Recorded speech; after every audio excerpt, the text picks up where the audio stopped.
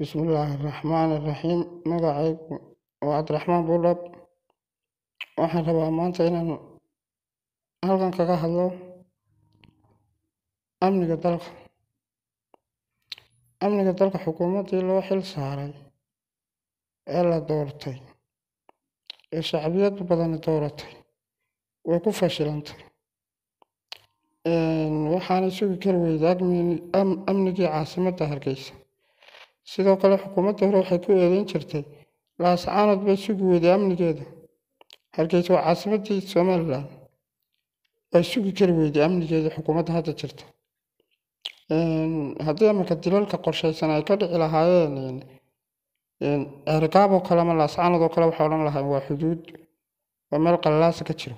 laakiin meel u jirta 20 mitir madaxtooyada yaa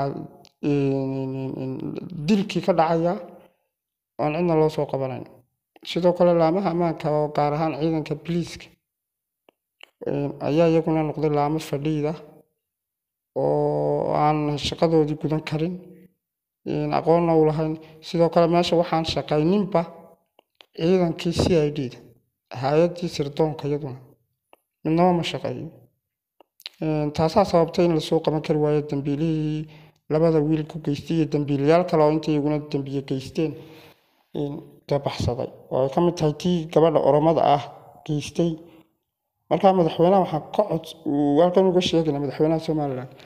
in uu dib u eegis ku sameeyo mas'uuliyiinta ciidanka booliiska oo intooda badan ay noqdeen niman oo weyn rag waaweyn ah oo odayaal ah oo aan dabagal iyo investigation samayn karay tawayn meesha la keenay ciidamo dhalinyaro ah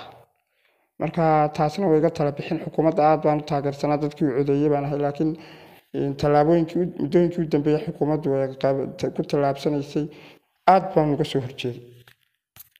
herbal shop hoyga daaweynta natural dabiiciga ka xaqabtira horu gaar maxmil ma ku daashadin lafa xanuun habeen iyo maalin ma ka haysataa howl dhig xirista ma soo xambaabirtaa habeenada qaar hurdo la'aan ma hiftaa naftaada madax xanuun ma haleeli weyda suuliga calool istaag daraadii ma isku ka haystaan warwarka iyo stresska haddii jawaabtu haa tahay haddeer soo tiigso Sacdiyo Xirsi herbal shop waxaad ka helaysaa dhammaan dawooyin natural kugu habboon kor u bila heerka caafimaadka noloshaada hadal yar iyo howl badan soo dhaweyn hagarley ugu kaale Sacdiyo Xirsi herbal shop wixii faahfaahin intaasi dheer kala xiriir taleefanada shaashada hortaada ka muuqda